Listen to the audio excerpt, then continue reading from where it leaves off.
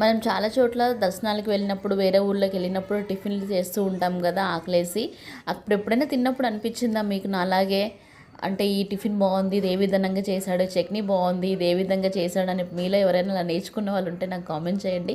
ఈ సోదంతా ఎందుకు చెప్తున్నానంటే, ఇది నేను విజయవాడ దుర్గమ్మ తల్లి టెంపుల్ దర్శనం చేసుకున్న తర్వాత కృష్ణా బ్యారేజ్ దగ్గర వెళ్తూ ఉంటే ఒక చిన్న గుడిసెలాగా ఉంటుందండి. అప్పుడైతే గుడిసెలాగా ఉంది, ఇప్పుడు ఎలా ఉందో నాకు తెలియదు. ఇది ఒక 2-3 ఇయర్స్ అయిపోయిందనమాట. ఇది సాయంత్రం పూట పునుగుల్లోకి పెడతారు ఇదే చట్నీ మళ్ళీ మార్నింగ్ ఇడ్లీ దోశల్లో కూడా పెడతారంట. చట్నీ కోసమే చాలామంది వస్తారమ్మ, చాలామంది బాగుందని చెప్తారని నా పెద్దవాడు చెప్తూ ఉంటారు. ఇద్దరే చేస్తారు, చాలా అద్భుతంగా ఉందండి.